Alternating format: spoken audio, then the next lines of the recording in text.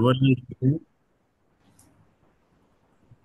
దీంట్లో దదర్శ అంటే చూచెను. చూచెను అన్నప్పుడు ఎవరు చూచెను, ఎవరిని చూచెను? రెండు ప్రశ్నలు. దీంట్లో రెండిట్లలో ఎవరు చూచాడు? రాజా ప్రధాన వ్యక్తులు కాదు. ప్రధాన వ్యక్తులు రాజా రాజా గారు. రాజా ఉంది. రాజా దదర్శ. ఎవరిని చూచెను, దేనిని చూచెను అన్నప్పుడు ద్వితీయ విభక్తి పదం జననీం.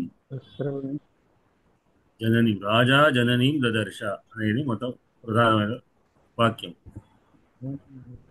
రాజు జనని చూచాడు. రాజు ఎట్లాంటి వాడు, జనని ఎట్లాంటిది? ఇక్కడ జనని గురుగారు రాజు గామ్ గామ్ ఆవును చూసినట్టు చెప్పాలి కదా. ఇప్పుడు గా చెప్పిన తర్వాత కదా చెప్పాల్సింది. గాకి విశేషణం జనని కదా.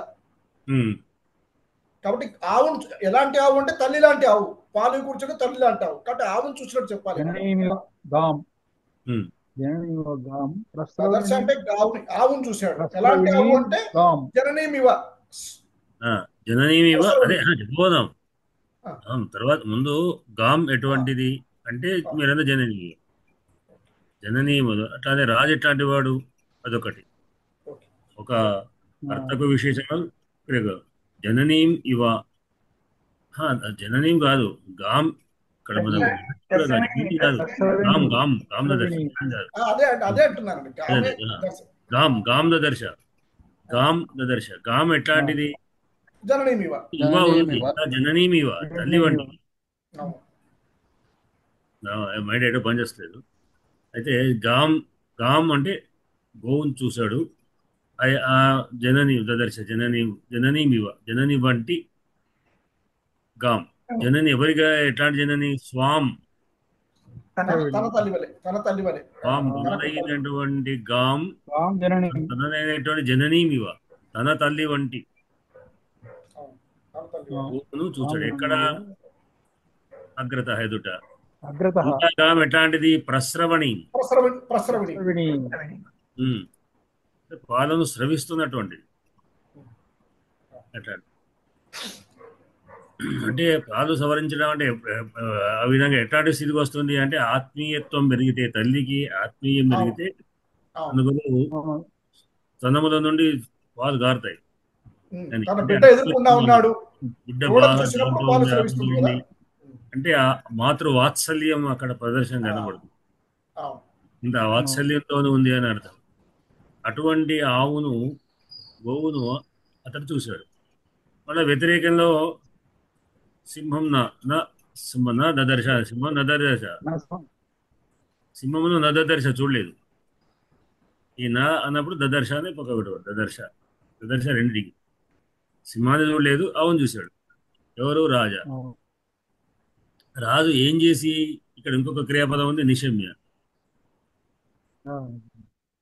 విని ఉత్థిత లేచినటువంటి వాడై. ఉత్థిత సన్ లేచినటువంటి వాడు. తప్రత్యయానికి భూతకాలం. లేచిన వాడు సన్ అయ్యి కాగా, అంటే లేచి ఉన్నాడు. ఏం చేసి? నిశమ్య విని. వచో నిశమ్యోత్థిత ఉత్థితం ఉత్థితస్సన్. లేచినటువంటి వాడై అతడు ఉత్థితమేనా?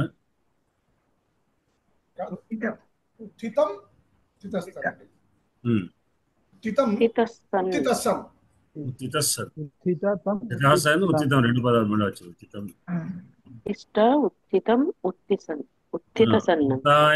ఉత్థితం. ఆ మాట వచః నిశమ్య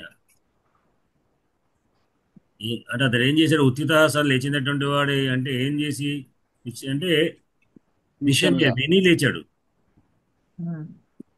ఏం విన్నాడు? వచః వాక్కును కనుక ఆ వచః ఎటువంటిది?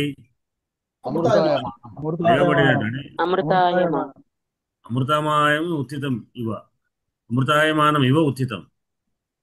అమృతాయమానం వలె వచ్చినటువంటి, పుట్టినటువంటి అని అర్థం. అమృతంగా ఉన్నటువంటి ఆ మాటను అతడు విన్నాడు. ఎటువంటి మాట? ఉత్తిష్ట ఇతి. అని ఎవరు? వత్స వత్స. వత్స ఇది వత్సేతి. వత్స అంటే నాయన లే అనే మాట, అమృతం వలె కనిపించేటువంటి మాటను వినగానే ఒక్కసారి లేచాడు. లేచి చూస్తే ఆ ఎదురుగుండా ఏముంది, ప్రస్రవణి అయినటువంటి స్వజననీమివ, తన తల్లివాగా ఉన్నట్టు కనబడేటువంటి ఒక గోవును చూశాడు. అంటే గోవును చూడగానే నాకు జనని యొక్క పూజ్య భావం కలిగింది. ఆమె కూడా ఆ ఆమె కూడా ప్రస్రవణి అంటే ఇప్పుడు గోవు యొక్క భావం. ఆమె అతని యందు వాత్సల్య భావాన్ని కలిగినటువంటిది, తల్లిలాగా భావం కలిగినటువంటిది. అంటే ఈ జననీ భావం ఇద్దరిలో కలిగింది. ఆమె తల్లి వంటిగా తల్లి యొక్క భావాన్ని పొందినటువంటి ప్రస్రవణ అయింది. ఇతనికి ఆయన చూడగానే ఎదురుగున్న తల్లి యొక్క స్వరూపంలాగా భావం కలిగింది. ఆ విధంగా తన తల్లి ఆత్మీయంగా పిలుస్తుందా అన్నట్టుగా అమృతమయమైనటువంటి మాటను, అంటే ఇక పాలతో సమానంగా, పాలు ఏ విధంగా అమృతం ఉంటుందో ఆ మాట కూడా ఆ విధంగా మాటను కలిగినటువంటిదై ఉన్నటువంటి మాటతోనే ఆమె ఆ గోవు కనబడ్డది, కానీ నిజానికి సింహం లేదు, సింహం మాయ అయిపోయింది. అంటే ఇదంతా ఒక నాటకం. నిజానికి సింహము లేదు. సింహం అని చెప్పబడేటువంటి నికుంభనామ సుకుంభవనామ నికుంభం అనేటువంటి కుంభుడు లేడు, నిశుంభుడు లేడు, ఎవరు లేరు. అవన్నీ కూడా ఒక నాటకం పాత్ర సృష్టించబడ్డది. సృష్టించబడి తను ఒక సింహాన్ని అనే విధంగా ఆ సింహానికి ఒక పాత్రత్వం సృష్టింపజేసి ఆ పాత్రలో నికుంభుడు అనేటువంటి పేరు పెట్టుకొని నేను ఒక శివుడు యొక్క దూతను అని చెప్పడం, ఇవన్నీ కూడా అసత్యాలు. అసత్యాలు అన్నప్పుడు మరి నిజంగా అబద్ధం ఆడవచ్చా? అంటే పరీక్షలో క్షణంలో ఈ విధంగా పరీక్షా విధానంలో సృష్టించబడి ఏం చేస్తాడు అనే విధంగా పరీక్షించడానికి కొరకు చేయబడ్డటువంటి ఒక మాటను మళ్ళీ ఆమె దేవదాసు చేసింది. అయినా లేవు అని ఆమె ఆ విధంగా పలికింది. మృతతుల్యమైనటువంటి మాటలతోనే అతడు కనబడే, కానీ క్రూరమైన సింహం మాత్రం కనబడలేదు అని దీంట్లో ఉన్నటువంటి, అంటే నాటకంలో ఉన్నటువంటి పాత్ర వ్యక్తి నేను రాముడిని అంటాడు. వాడు రాముడు అమరు అక్కడ ఉన్నటువంటి వ్యక్తి నటుడు రాముడు కాదు. ఆ నటుడు రాముడు కాక నేను రాముడు అంటున్నాడు కదా, వాడు అసత్యం పలికాడు కదా. అంటే నాటకంలో భాగంగా అసత్యం అనేటువంటి దోషం కలగదు. నాటకంలో ఉన్నటువంటి పాత్ర నిజానికి అక్కడ ఉన్నటువంటి ఒక నాయకుడు మాత్రం వేస్తున్నాడు. నేను రాముడిని అన్నాడు. రాముడు అన్నప్పుడు వాడు రాముడు కానప్పుడు అసత్యం మా పలికిన దోషం రావాలి కదా, మరి రాదు. కానీ ఎందుకు అంటే పాత్ర యొక్క ఔచిత్యం. ఇక్కడ సింహం అనేటువంటి వేషం వేసింది కనుక సింహం అనేటువంటి పాత్రను సృష్టించి, అంటే పాత్ర కూడా రెండు రకాలు. ఏంటి అంటే నాటకంలో ఉన్న పాత్రలు ఏమిటి అంటే ఒకటి ప్రసిద్ధమైనటువంటి పాత్రలు, కల్పన సంబంధమైన పాత్రలు రెండు రకాలుగా. ప్రసిద్ధమైన పాత్రలు అనేటువంటి రాముడు అనేటువంటి మొదలైనటువంటి కాల్పనిక పాత్రలు అంటే ఈనాడు ఇవన్నీ కథలన్నీ కల్పనికలు. అదే ఏదైనప్పటికీ కూడా ఆ నటుడు మాత్రం అసత్యం పలుకుతుంటాడు. అంటే అవి ఏవి కూడా దాంట్లో దోషం అంటూ ఏది ఉండదు. ఎందుకంటే అది నాటకమే అభూతం. అంటే లేకపోయినా తనలో ఆపాదించుకుంటానాక అసత్య దోషం అనేటువంటిది పాత్ర నిర్వహించే వ్యక్తికి అసత్య దోషం అనేది ఉండదు అని మనం దీని ద్వారా అనుకోవచ్చు. శ్లోకంలో దీంట్లో మరి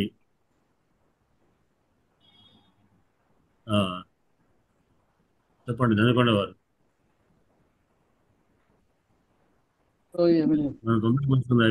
సమీక్షలో అందరికీ మాట్లాడి కొంత తొందర ముగిద్దాం. దీనిలో ఎంత చెప్పే విశేషం ఏమి అంత కనిపించలేదు. మామూలు కథాగమనం అయిపోయింది. ఇంతవరకు నాటకం అయిపోయింది, ప్రత్యక్షమైంది, నందిని సింహం మాయమైపోయింది. అంతే కథాగమనమే తప్ప దీనిలో ప్రత్యేకమైన అలంకారాలు అవి తల్లి వలె ఉన్నది అనేది మాత్రమే ఒక ఉపమానంకారం.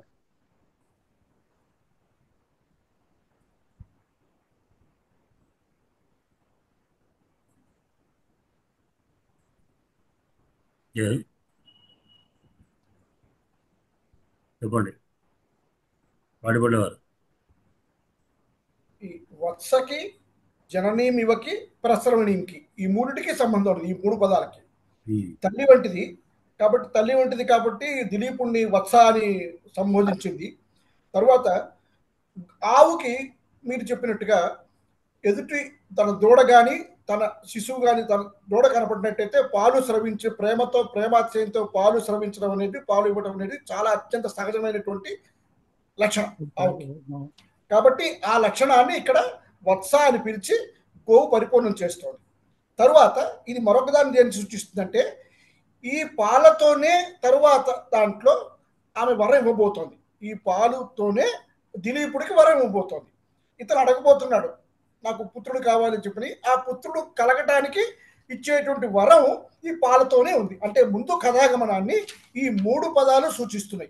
మీరు చెప్పినట్టు ఎప్పటికప్పటికి చెప్పినట్టుగా కథలో ముందు జరగబోయేటువంటి దాన్ని ఇక్కడ సూచించాలి.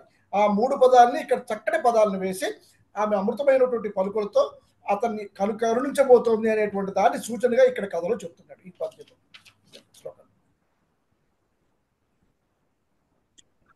గారు చెప్పారు కదా,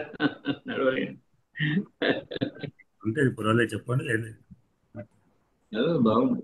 శ్రీదేవి గారు అంతేనండి. ఇక్కడ పాలు స్రవించడం అనేది ఆవిడ దిలీపుడి భార్య ముందర పిల్లలకి పాలు ఇస్తుంది అనేది సింబాలికంగా చూపించారు అంతే. ఇక్కడ పరీక్షించడానికి వచ్చిన సింహం కాబట్టి అక్కడ లేదు, ఇది నాటకీయత అక్కడ కనిపిస్తుంది మనకి. అక్కడ తల్లి స్థానంలో ఉన్నటువంటి ధేను ఉండడం వల్ల అక్కడ ఒక ఇది చూపిస్తున్నారు, అందుకంటే విశేషాలు ఏమీ తెలియలే. కడగమారు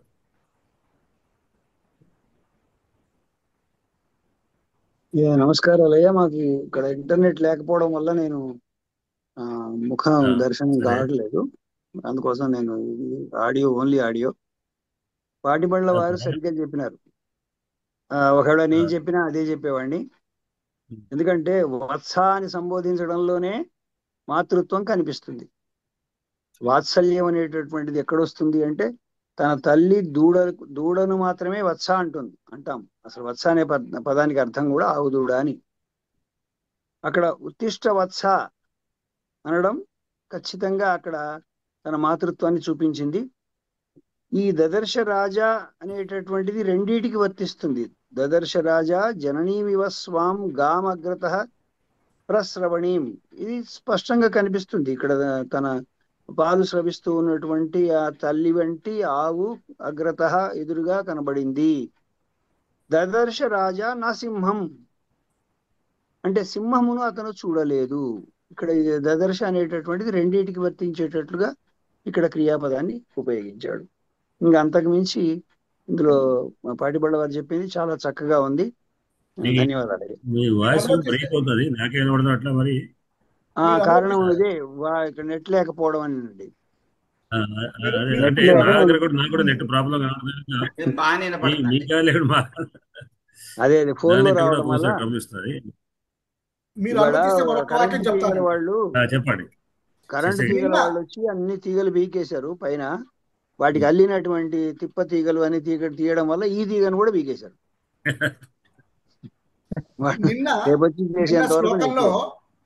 నిన్న శ్లోకంలో ఎప్పుడైతే అతను సింహం మీద పడుతుంది అని తల వంచు సింహ నిపాతం కోసం బ్రేక్ అవుతుందండి. లేదు బాగానే పడుతున్నదండి. కొరిడే వారి దగ్గరే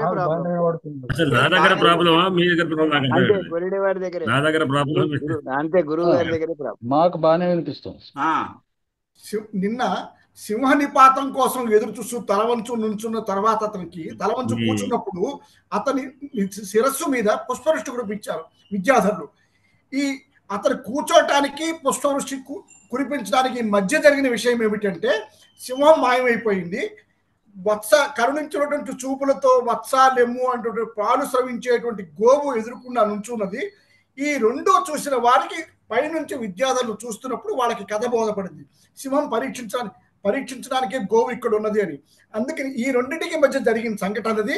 ఇది తల వంచుకుని ఉన్నాడు కాబట్టి అప్పటికి దిలీపుడు చూడలేదు, సింహం మాయమైపోయినట్టు ఎదురుకుండా ఈమెను పిలుస్తున్నట్టు చూడలేదు. అందుకని వాళ్ళు విద్యాధరులు వాళ్ళ సంతోషానికి గుర్తుగా నిన్న పుష్పవృష్టి కురిపించారు. ఈ రెండింటికి మధ్య జరిగిన సంఘటన ఇది.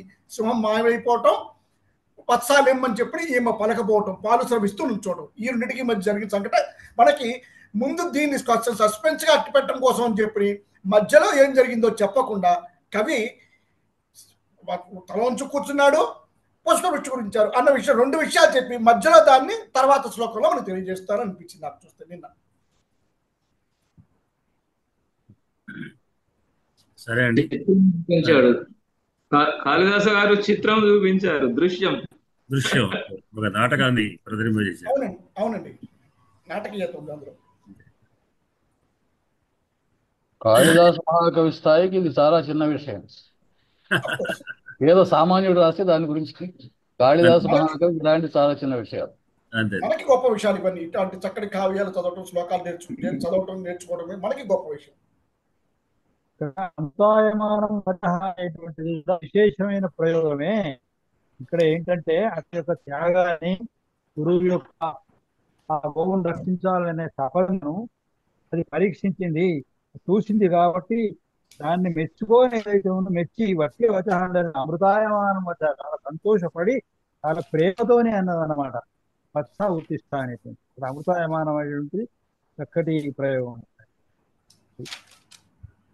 ఇది అమృతాయమానం అనేటువంటి పదము ఇది సన్నంతాలలో ఒకటి.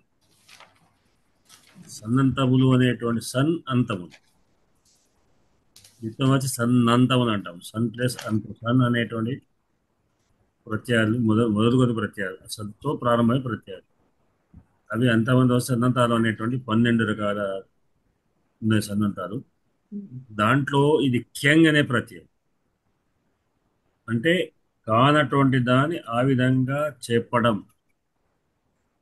అంటే అమృతమివ ఆచరితి, అమృతం ఇవ అన్నప్పుడు అమృతం కాదు, దానిలాగా చేయడం అనేటువంటి అమృతమివ ఆచరితి అమృతాయమానం.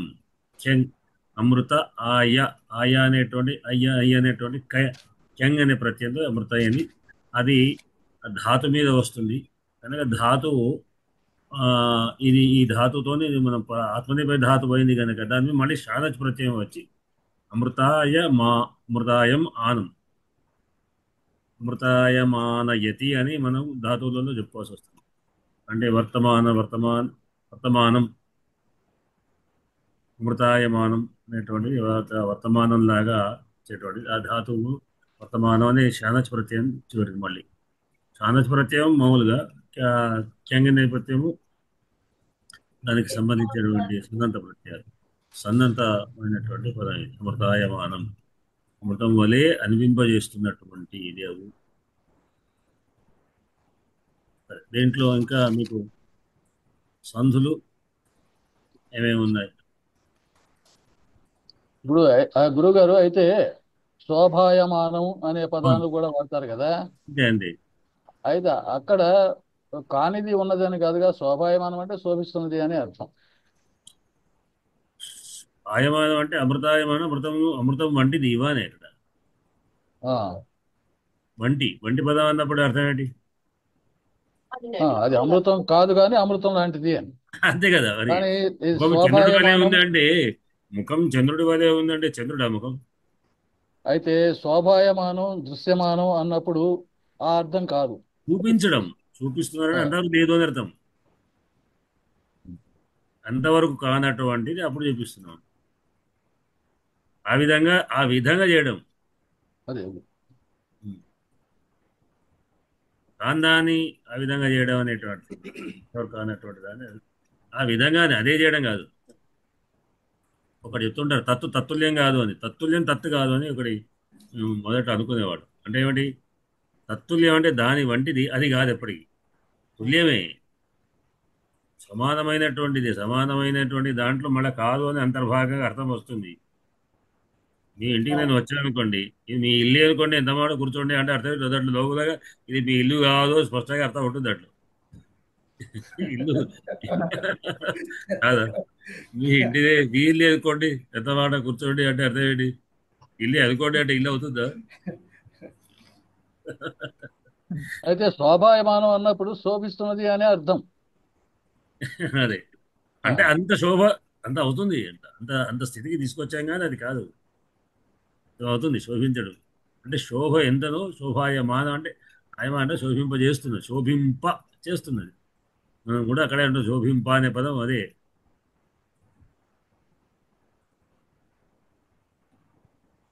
సత్యమనే కాదు, స్థాయి తీసుకెళ్ళదు, దాంతో సమానంగా ఉంది అని అంటే, అంటే చంద్రుడి వలె ఉందంటే చంద్రుడిలో ఉన్నంత లక్షణం దాదాపు దీంట్లో ఉన్నాయి. మొత్తం పరిపూర్ణం కాదు, సెంటిమీటర్ పూర్తితో లేదు. దీంట్లో సంధులు 2-3 సంధులు నేను మనం తెలిసినవి. వత్స ఇతి, వత్సేతి గుణసంధి. ఇతి అమృతాయమానం, అమృతాయమానం యణాదేశం సంధి. ఇతి ప్లస్ అమృతాయమానం. వచో నిశమ్య నిశమ్యోత్థితం, మళ్ళీ గుణసంధి ఉంది. నిశమ్య ప్లస్ ఉత్థితం, నిశమ్యోత్థితం. ఉత్థిత ప్లస్ సన్, విసర్గ సంధి. ఉత్థిత సన్, నిశమ్య ఉచితం.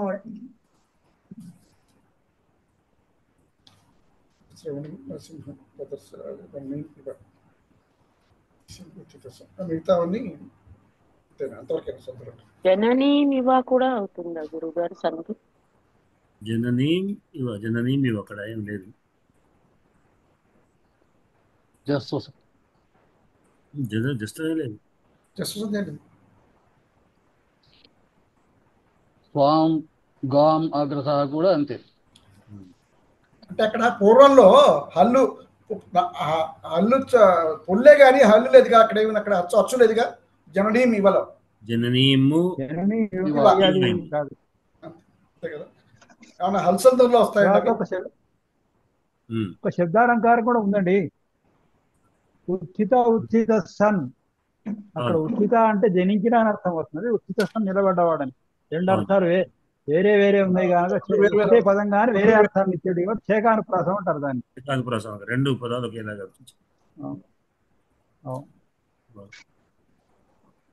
బాగుంది, ఈ పాయింట్ బాగుంది, ఈ పాయింట్ కరెక్ట్.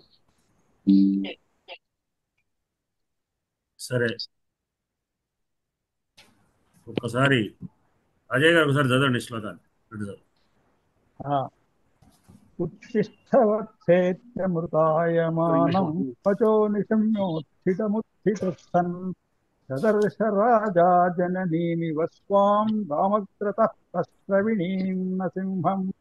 ఉత్తిష్టవత్సేత్యమృతాయమానం పచో నిశమ్యోత్థితముత్థితస్సన్ దదర్శ రాజా జననీమివ స్వాం రామగ్రతః ప్రస్రవిణీం నసింహం. తర్వాత మనం వ్యాకరణం విషయంలోకి వెళదాం.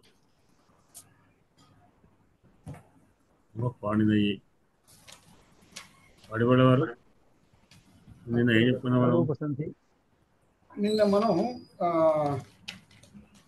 ఇది ప్రవత్సతర కంబల వస్తనారణ దశనామునే అని ఒక వార్తకం చెప్పుకున్నామండి నిన్న గురుగారు. ప్రవత్సతర కంబల వస్తనారణ దశానా రుణే. రుణ అన్న పదానికి పరంగా ఉన్నప్పుడు, రుణం అన్న పదంగా పరంగా ఉన్నప్పుడు దాని ముందు ఒక 4-5 పదాలకి అక్కడ విశేష వృద్ధి వస్తుందని మనం చదువుకున్నాం నిన్న. అంతవరకు అనుకున్నాం గురుగారు. సో మన వరుస ప్రకారం అయితే ఇక్కడతో మనం మొట్టమొదటి ఏం చేసామంటే గుణసంధి చెప్పుకున్నాము, తర్వాత వృద్ధి సంధి చెప్పుకున్నాము, తర్వాత పరరూప సంధి చెప్పుకుని మళ్ళీ విశేష నియమాలతో మళ్ళీ ఒక్కసారి వృద్ధుల్లోకి వెళ్ళాం. వృద్ధుల్లోకి వచ్చి మన లెక్క ప్రకారం ఇప్పుడు మళ్ళీ మన పరరూపంలోకి రావాలి. మనం తర్వాత చెప్పుకోబోయేది పరరూపానికి సంబంధించిన మరొక అక్కడి నుంచి సూత్రాలు, పరరూపాలకు సంబంధించిన సూత్రాలు మనం వెళ్తా ఉంటాం. ఆచార్య, చిన్న విన్నపం, నేను విరమిస్తున్నాను ఆచార్య. నేను విరమిస్తున్నానండి. సరేనమ్మా, క్షమ్యత. ఈ రోజుకే తెలీదు, ఈ రోజుకి రేపు వెళ్ళండి, వస్తే వస్తాను వీళ్ళని బట్టి. సరే సరేనమ్మా.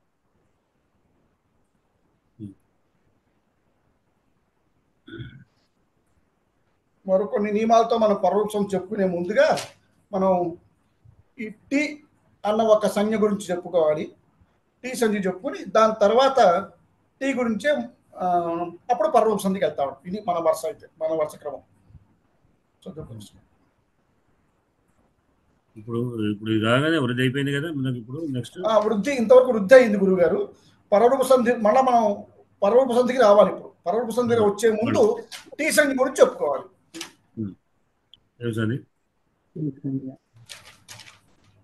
టీ సంధి గురించి మాట్లాడుకోవాలన్నమాట. ఏ సూత్రం అది? అచవంత్యాదితి టీ అండి. అచవంత్యాదితి టీ 39వ సూత్రం అని చెప్పుకున్నది.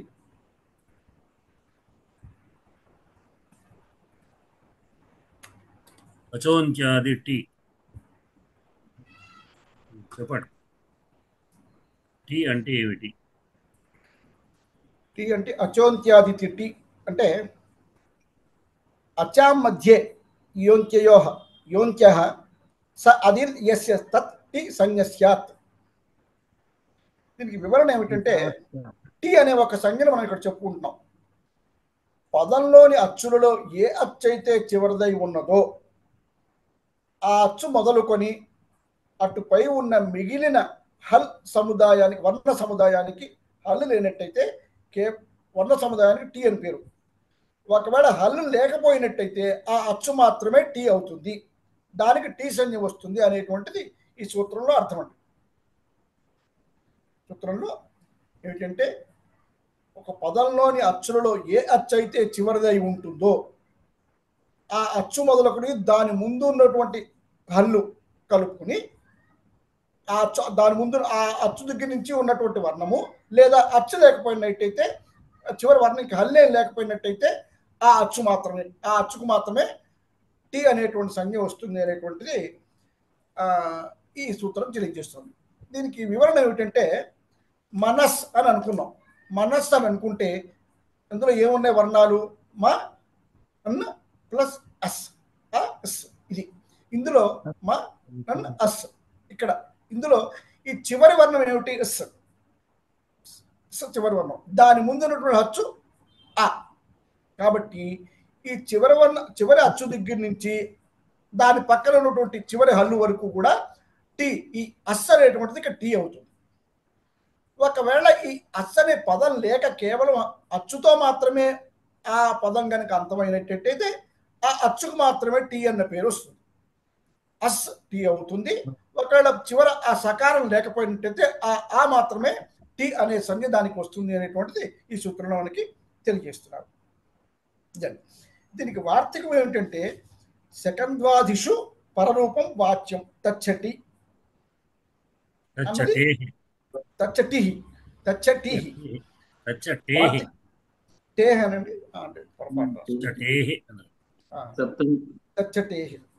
టీకి వస్తుంది టీకి వస్తుంది అనేటువంటి అక్కడ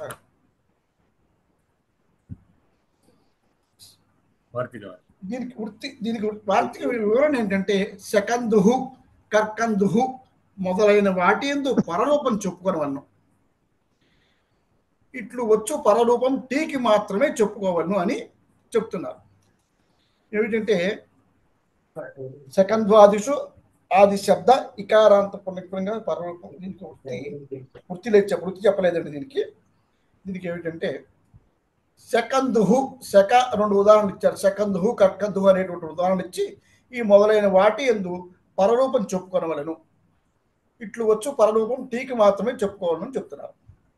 సెకందుహు శక ప్లస్ అంధుహు అను చోట శకలోని కకారోత్తరవర్తి అకారానికి అన్న టీకి, అంధుహు అన్నలోని అకారానికి పరంగా ఉన్నందు ముందు చెప్పబోయే అకసవర్ణే దీర్ఘ అనే సూత్రం 42 అనుసారం దీర్ఘం ఏకాదశి రావాల్సి ఉండగా అచోంత్యాది తిథి అనే సూత్రం అనుసారంగా పూర్వమందున్న చెప్పుకోవచ్చు. గురుగారు అదేం కూడా చెప్పుకోవచ్చు. ఆద్గుణ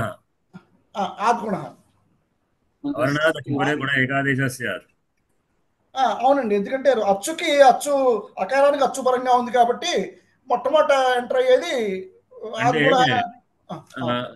గుణాన్ని ఖండిస్తూ సవర్ణ దీర్ఘం వస్తుంది, సవర్ణ దీర్ఘాన్ని ఖండిస్తూ పరరూపం రాబోతుంది. ఇక్కడ పరరూపం వస్తుందండి. ఇక్కడ ఈ సూత్రంలో మనం చెప్పుకోబోయేది సవర్ణ దీర్ఘాన్ని ఖండిస్తూ పరరూపం రావాలి.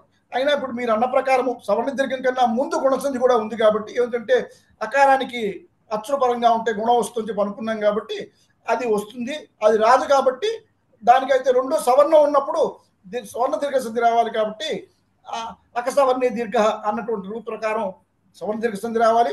అయితే దాన్ని ఖండిస్తూ ఇప్పుడు పరరూపం వస్తుందో మనం చెప్పుకోబోతున్నాం. మీరు అన్నట్టు అది కూడా పాయింట్ టేబుల్ కాదు. ఇది ఇక్కడ ఏమిటంటే అకసవర్ణీయ దీర్ఘ అనే సూత్రం అనుసారం దీర్ఘం ఏకాదశి రావాలి. మరొకసారి చెప్తాను. శకా ప్లస్ అంధు అనే పదంలో శకలోని కకారోత్తరవర్తి అకారానికి, అంధుహు అన్న పదంలోని మొదల్లో ఉన్నటువంటి అకారానికి పరంగా, అంటే అకారానికి అకారం పరమైంది. అకారానికి అకారం పరమైతే సవర్ణ దీర్ఘ సంధి వస్తుంది. మనం ఆల్రెడీ చెప్పుకున్నాం మనం. కాబట్టి శకాంధువు అని రావాలి మన లెక్క ప్రకారం. కానీ ఇక్కడ ఒక విశేషమైనటువంటి పరరూప సంధికి సూత్రం ఉంది కాబట్టి దాని అనుసారం ఏం రావాలంటే అచోంత్యాదిత్తి అనే సూత్రం అనుసారంగా పూర్వమందున్న శకలోని చివరి అచ్చైన అవర్ణానికి టీ సంజ్ఞ కలదైనందువల్ల సవర్ణ దీర్ఘం ఖండిస్తూ ఈ వార్తకానుసారము టీ అయిన అవర్ణం యొక్క స్థానమంతు పరమున వల్ల గల అవర్ణ స్థానం మందు కూడా పరమైన అవర్ణం పరరూపంగా వచ్చి శకంధు అని వస్తుంది. కొంచెం వివరంగా చెప్తాను. ఏమనుకున్నాం? శక ప్లస్ అంధుహు, కకార తర్వాత అకారానికి ఈ రెండు పరమైనప్పుడు సవర్ణ దీర్ఘ సంధి రావాలి. శకాంధుహు అనేటువంటి రూపం రావాలి. అయితే ఇక్కడ మనం అచోంత్యాది తిట్టి అన్న సూత్రంలో ఏం చెప్పుకున్నాము? పూర్వం ఉన్నటువంటి పదంలో ఏ అచ్చు అయితే చివరిదై ఉంటుందో ఆ అచ్చుకి నుంచి ఉన్నటువంటి ఆ అచ్చు దాని పక్కన ఉన్నటువంటి హల్లు, లేదా కేవలం అచ్చేగా ఉన్నట్టయితే ఆ అచ్చుకి దానికి టీ అనే సంజ్ఞ వస్తుంది అని చెప్పుకున్నాం. టీ అనే సంజ్ఞ వచ్చినప్పుడు ఆ టీకి పరంగా ఏ అవర్ణం అయితే ఉన్నదో ఆ అవర్ణం మాత్రమే పరరూపంగా వస్తుంది. ఇది పరరూప సంధికి విశేష నియమం కాబట్టి శకా ప్లస్ అంధువు, శకలో కకారాత్తరత అకారానికి, ఈ అకారానికి టీ సంజ్ఞ వచ్చింది. టీ సంజ్ఞ వచ్చింది కాబట్టి ఈ టీ సంజ్ఞ ఉన్నప్పుడు పరరూపంలో ఉన్నటువంటి అకారం మాత్రమే, అంటే అంధువు అన్న పదంలో ఉన్నటువంటి అకారం మాత్రమే ఏకాదేశంగా వచ్చి ఆ ప్లస్ ఆ కాకుండా ముందు ఆ టీ సంజ్ఞ లేదు, శకలో ఉన్నటువంటి టీ సంజ్ఞ లేదు, కేవలం పరరూపంలో ఉన్నటువంటి పరపదంలో ఉన్నటువంటి అంధువులో అకారం మాత్రమే ఉంది. సో ముందు శకలో ఉన్నటువంటి అకారం లేదు అనుకుని శక్ ప్లస్ అంధుహు, శకంధుహు అనేటువంటి ప్రత్యేకమైనటువంటి రూపం ఇక్కడ సిద్ధిస్తుంది. ఇది ఈ టీ సంజ్ఞ ఉన్నటువంటి దాంట్లో ఏమిటంటే శకా ప్లస్ అంధుహు, కకారోత్తరత అకారం, ఆ అకారానికి టీ అనే సంజ్ఞ వస్తుందని చెప్పుకున్నాము. ఈ టీ అనే సంజ్ఞ వచ్చినప్పుడు టీ సంజ్ఞకి వదిలేసి పక్కన నుండి పరరూపంలో ఉన్నటువంటి అచ్చు ఏదైతే ఉన్నదో అది మాత్రమే ఏకాదశంగా వచ్చి పరరూప సంధి వచ్చి శక్ ప్లస్ అంధుహు. ముందు టీ సంజ్ఞ ఎప్పుడైతే లేదనుకున్నామో శక్ ఉంటుంది, శక్ ప్లస్ అంధుహు శకంధుహు అనేటువంటి రూపం మాత్రమే వస్తుంది. శకాంధుహు అనేటువంటి సవర్ణ దీర్ఘ సంధి రాదు. ఇక్కడ విశేష నియమం కాబట్టి అని ఈ సూత్రం చెప్పుకోవచ్చు.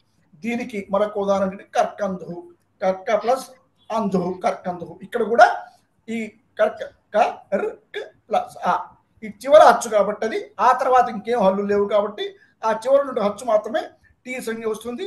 టీ సంజ్ఞ వచ్చినప్పుడు టీ సంజ్ఞకి పరరూపంలో ఉన్నటువంటి అకారానికి, టీ సంజ్ఞ అయినటువంటి అచ్చుకి అకారానికి, పరరూపంలో ఉంటే అందులో ఉన్నటువంటి అకారానికి ఈ రెండింటికి సంధి జరిగినప్పుడు సవర్ణ దీర్ఘ సంధి రాకుండా కేవలం పరరూపంలో ఉన్నటువంటి అచ్చు మాత్రమే అకారం మాత్రమే ఆదేశంగా వచ్చి శకంధుహు అనేటువంటి రూపం, కర్కంధుహు అనేటువంటి రూపం మాత్రమే సిద్ధిస్తుంది అనేటువంటిది ఈ సూత్రంలో, ఈ అచోంత్యాది తిట్టి అన్న సూత్రములో మనం చెప్పుకుంటాం. దీనికి వార్తికం శకంద్వాదిషు పరరూపం వాచ్యం తచ్చట్టి అన్న వార్తికానికి వివరణ. ఈ సూత్రము దాని వార్తికానికి ఇది వివరణ.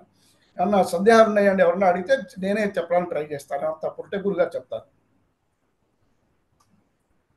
నేను చెప్పాను. చిన్న సందేహం అండి. అమ్మా చిన్న సందేహం.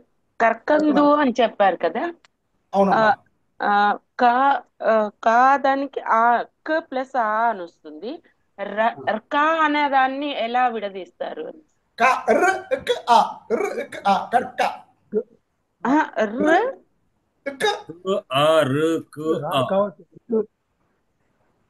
ప్లస్ ఆ ప్లస్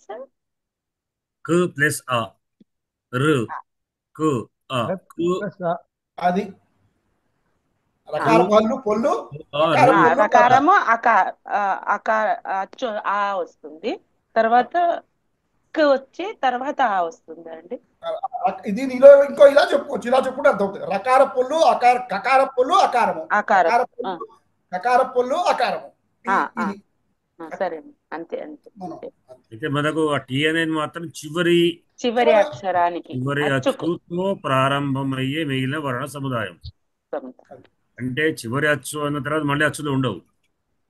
ఉంటే హల్లులు ఉండాలి, లేకుంటే లేదు. ఒకవేళ అచ్చుతో ముగిస్తే అదే, లేదా హల్లుతో ముగించనుకోండి, అప్పుడు ఆ హల్లు కూడా కలుస్తుంది. అంటే ఇప్పుడు రామలో దేవుని చివర అకారం అచ్చు ఏది ఉండేది అకారం, రామాలో ఉన్నటువంటి అకారం మాత్రం టీ, మిగిలే కావు.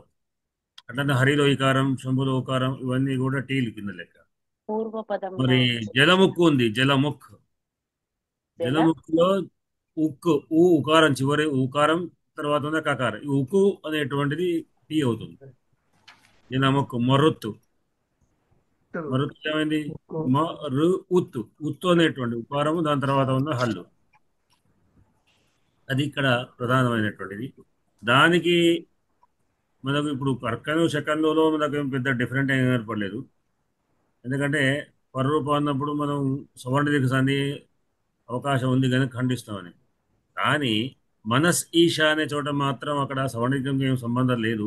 అంటే ఈ సూత్రం సవర్ణ దీర్ఘాన్ని ఖండించడం లేదు, కానీ అస్ అనేటువంటి దాన్ని మాత్రం అక్కడ టీ కదా తీసేసి మనస్సులో అస్సు పోయి ఈ అని మన్ను ఈశ మనీష అయింది. అంటే అది దేన్ని ఖండించడం లేదు.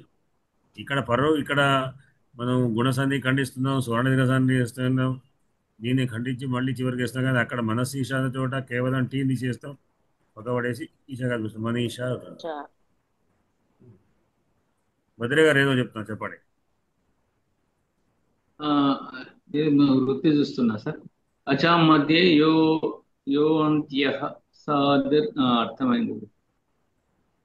ఓకే ఓకే, నాకు కూడా ఇది అచోంత్యాది టీ అర్థమైంది. సూత్రాలు బాగా గుర్తుండే మనకు, టీ అనేది లేకపోయినా ఆటోమేటిక్ మళ్ళీ అంటే విన్నాం కనుక తర్వాత మనకి గుర్తు వస్తాయి. గుర్తు వచ్చింది ఏమిటి రికార్డ్ అంటే ఏమిటి, ఆ వృత్తి రాకపోతే రికార్డు ఒకటి గుర్తున్నాక మొత్తం దానికి సంబంధించినటువంటి మొత్తం మ్యాటర్ అంతా వచ్చేస్తుంది ఆటోమేటిక్గా. సూత్రం ఒకసారి బాగా గుర్తుండాలి. అయితే ఇక్కడ ఈ పదానికి మాత్రమే వర్తిస్తుంది అండి. అందుహు అనే పదానికి మాత్రమేనా ఇంకా ఉన్నాయండి? కర్కంద్వాది షూ అన్నాడు అంటే ఆది పదంతో ఆ లిస్ట్ ఉన్నది. మనం దాని మొదటి 2 రూపాయలు మాత్రమే మనం తీసుకుందాం. అయితే శక ప్లస్ ఆరి అన్నప్పుడు శకారి అవుతుంది. లేదు, అది ఆకృతి గణం. అంటే ఈ గణం మాత్రమే, అంటే వాణి మహర్షి చెప్పి ఒక గణాన్ని సృష్టించాడు, తయారు చేశాడు. ఆ గణాల్లో ఉన్నటువంటి మాత్రమే ఇది శకంద్వాచ్యం అని. ఇందులో లేదు, శకందు మాత్రమే ఉంది కాబట్టి ఇటువంటి ఈ పదాలే తీసుకోవాలి మీరు. శకందు ఇక్కడ అదే ఇది ప్రత్యేక సూత్రం, ప్రత్యేకమైన సందులకి మామూలు సామాన్య సూత్రాలకు అపవాదంగా వచ్చేవి. అయితే ఒకటైనా ఆకృతి గణం అనేటువంటిది ఒక పదంతో ఇటువంటి అర్థాన్ని వచ్చేటువంటి ఇంకేదైనా పదం ఉంటే కూడా వాటికి కూడా ఒక్కోసారి తీసుకోవచ్చు. ఆకృతి గణం అనే పదం చెప్తుంటాడు. దాని వంటి అర్థాలు ఇచ్చేటువంటి ఇంకేదైనా పదాలు ఉంటే కూడా వాటికి కూడా ఒకసారి వస్తుంది. ఆ అర్థమే సంబంధంగా ఉండాలి, ఇంకా ఉండాలి ఏదైనా. చిన్న సూర్య కనుక ప్రాతాది సంధి అన్నట్టు ఆది అలాంటి పదాలు కొన్ని ఉన్నాయి అంటాడు. ప్రాతాది సంధి ఇలాంటి పేర్లు ఉంటాయి అక్కడ. అదంటే ఇంకా ఎట్లాంటివి మనం తీసుకోవచ్చు. తర్వాత ఉదాహరణలు చెప్పారు గురుగారు. తర్వాత వచ్చేది ఆకృత గణ గురించి చెప్పారు. అంటే అందులో మార్తాండ అన్న పదం గురించి మాట్లాడుకున్నామండి మనం. మృతాపుల చండ మార్తాండ ఇక్కడ దీనికి లేదు, లిస్ట్ లో లేదండి. శకంధ్వాదిష్టు మనకు వ్యాకరణం దొరుకుతుంది, భాషలో దాంట్లో దొరుకుతుంది. ఏమిటి అనేది దాంట్లో ఈ మార్తాండ పదం లేదు. లేకపోయినా అటువంటిది అనే అర్థంలో తీసుకున్నాం. అవునండి. అంటే దానికి ఆ పాడి సూత్రం ఏమి మనకు లేదు. ఇదంటే వార్తికాన్ని నువ్వు ఎత్తి చెప్పాడు. వార్తికాలు అంటే పాణిని సూత్రం కాదు కాబట్టి మనస్సు ప్లస్ ఈశా అన్న ఉదాహరణ కూడా తర్వాత దీని తర్వాతనే చెప్పారు గురుగారు మీరు. మనస్సు ప్లస్ ఈశాలో మన చివరి ఇక్కడ టీ ఏమవుతుందంటే అస్ చివరి అచ్చు ఆ దాని పక్కన హల్లు స్ కాబట్టి అస్ అనేటువంటి టీ సంజ్ఞ అయింది. టీ సంజ్ఞ ఉన్నప్పుడు పరరూప మనస్ ప్లస్ ఈశా అక్కడ ఈ అస్ టీ సంజ్ఞ అయింది కాబట్టి టీ సంజ్ఞ పరరూపమే చెప్పుకోవాలి మనం. టీ సంజ్ఞ పెట్టకండి, టీ సంజ్ఞ లేదు, టీ అంతే సంజ్ఞ పరూపమే ఈ అస్ టీ అవుతుంది కాబట్టి. ఎందుకంటే టీ గురించి ఇంకా ఎక్కడైనా కూడా వేరే టీ చెప్తుంటారు. టీకి మాత్రమే అన్నప్పుడు మీరు టీ సంధ్య అనేది అంటే ఫిక్సర్ అవుతుంది. నూనె అంటే ఫిక్సర్ అయిపోతుంది. టీ సంధ్య అనే లేదు, టీ అనేది సంజ్ఞ కలిగింది అంతే. టీ సంజ్ఞ కలిగినప్పుడు పరరూపం వస్తుంది అనేది పరరూప సంధిలో నియమం. టీకి పరరూపం చెప్పుకోవాలి కాబట్టి మనస్ ప్లస్ ఈశా, మనసీషా కాకుండా ఈ అస్ మాయమైపోయి మన ప్లస్ ఈశా మనీషా అనేటువంటి రూపం సిద్ధిస్తుందని తర్వాత. అసలు ఈ టీ సంజ్ఞ అంటే ఏమిటి సార్? టీ సంజ్ఞ ఏమిటి? పేరు, టీ అనే పేరు, సంజ్ఞ పేరు. మనకు సంజ్ఞా ప్రకారం అన్నీ చెప్పుకున్నాం కదా. ఇత్ సంజ్ఞ అన్నాం. అయ్యా ఇత్ సంజ్ఞ అన్నాం కదా. ఇత్ సంజ్ఞ అంటే ఏమిటి? ఇత్తు వచ్చింది, ఇత్ అనేటువంటిది. అట్లానే అదర్శన లోప సంజ్ఞ హుస్యాత్ అన్నాం. లోపం అనే పేరు, సంజ్ఞలు అవన్నీ సంజ్ఞలు. నిజానికి ఇప్పుడు దీని యొక్క ఈ టి సంజ్ఞ యొక్క సూత్ర నెంబర్ చూడండి, ఏముంది? 1:64. అంటే 1వ అధ్యాయంలో 1వ పాదంలో అన్ని దాదాపు సంజ్ఞలే ఉన్నాయి. సంజ్ఞలు సంబంధించిన ప్రకారం అక్కడ మనం చెప్పుకోకడ అవసరం ఇక్కడ పెట్టాడు, అక్కడ పెట్టలేదు. లఘు సిద్ధాంతంలో అక్కడ తీసుకోలేదు. కానీ పాణిని మహర్షి రాసినటువంటి టీ సంజ్ఞా ప్రకరణం అని పేరు. సంజ్ఞలన్నీ ఒకటి అంటే 1వ అధ్యాయంలో ఉన్నటువంటి 1వ పాదంలో సంజ్ఞలన్నీ కూడా ఒక చోట చెప్పాడు. దాంట్లో ఇది 64, అక్కడి వరుసగా వస్తుంది మనకు దర్శన లోపం. ఇప్పుడు మీకు వృద్ధిరేచి వృద్ధిరాదేచు కానీ వృద్ధిరాదే ఒకటి, అది వృద్ధిరేచి సూత్రం వేరే. వృద్ధిరేచి వృద్ధిరాదేచి అని ఒక చోట లేదు. ఇక్కడ మీకు అష్టాధ్యాయులు వెతికితే. అట్లానే ఆద్గుణ అదేం గుణ అనే సంజ్ఞా సూత్రం. 1వ సూత్రం 1వ పాదం వస్తుంది. ఆద్గుణ మాత్రం వేరే చోట వస్తుంది. అంటే మన అవసరానుగుణంగా కౌముదికారుడు మనకు తీసుకొచ్చి ముందర పెడుతున్నాడు. ఇవి అన్ని చూపించడానికి ఆయన కౌముది ఒక ఎడిటింగ్ చేసి మనకు తెలియడానికి కొరకు పెట్టుకున్నాం. మీరు అదే అష్టాధ్యాయ చదువుకోండి, అక్కడ చదివిన తర్వాత మళ్ళీ ఎక్కడ వచ్చితే ఆ విషయం గుర్తుండాలి. కనుక ఇది ఈ ప్రకారం సంజ్ఞ అంటే పేరు, టీ అనే పేరు. ఏమి టీ అంటే టీ వస్తుంది.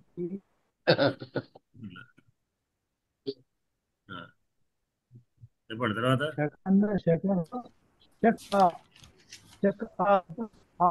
ఏదైతే ఉన్నదో టీ సంజ్ఞ అన్నమాట చివరికి వచ్చి అచ్చు. అది ఒకవేళ అచ్చు లేకుంటే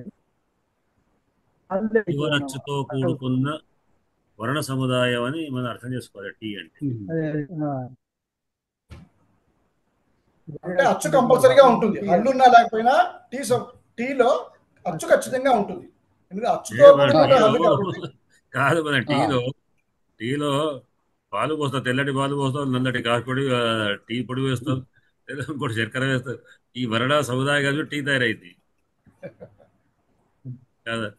వచ్చేసరికి దానికి మళ్ళీ ఆ టీ రూపం మళ్ళీ వేరు మారిపోతాయి. ఎన్ని వర్ణాలు కలిస్తే వర్ణ సముదాయం టీ అయిందో, ఇక్కడ కూడా అనేకమైనటువంటి వర్ణాల యొక్క సముదాయం. అక్కడ అచ్చుల సముదాయం, హల్లుల సముదాయం, వర్ణ సముదాయం.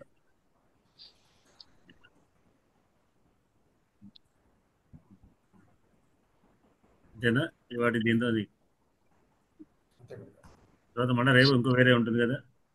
అవునండి, రేపు మనం మార్తాండ కూడా చెప్పాల్సి ఉంటుంది. రేపు ఆకృతి గణం మార్తాండ గురించి చెప్పుకుంటాం. రేపు చెప్తాం ఆకృతి గణం గురించి మాట్లాడుకుంటాం. అందరికీ అర్థం. ఏమైనా అనుమానాలు ఉంటే దీంట్లో ఏమైనా మీరు అడగవచ్చు. సరేనా మరి? ఆపేద్దాం. స్వస్తి ప్రజాభ్యః పరిపాలయంతాం న్యాయేన మార్గేణ మహీం మహిషా గో బ్రాహ్మణేభ్యః శుభమస్తు నిత్యం లోకాః సమస్తాః సుఖినో భవంతు. నా వాయిస్ అంత మీ వాయిస్ అంత బాగుండదు, అందుకే నేను ఇవాళ చెప్పలేదు. గురువుగారు వాయిస్ చాలా బాగుంటుంది. నా వాయిస్ ఏం బాగుంటుంది, నేను గాయకుడిని కాదు. దీంట్లో మనం కచేరీ కాదు, లేకుంటే మా దగ్గర పాటలు పోటీ చేసి పెట్టడం లేదు కదా. ఏమో మీకు నా వాయిస్ కలిగితే మధ్యలో పీలగా అనిపిస్తుందేమో అని లేదు. అంటే ఒకటి ఎవరైనా ఒకటే చదివితే బాగుంటుంది, అందుకొరకే మీరు చదువుతుంటే ఇద్దరు ముగ్గురు చదివేసరికి ఏమిటంటే మనం ఒకేసారి చదువుతాం అనుకుంటాం కానీ ఆ డిఫరెంట్ తేడా వస్తుంది. ధన్యవాదాలు సార్. ధన్యవాదాలండి. శుభరాత్రి. మీరు కూడా శుభరాత్రి. కాకుండా వారు ధన్యవాదాలు. ఏం చేస్తున్నాను.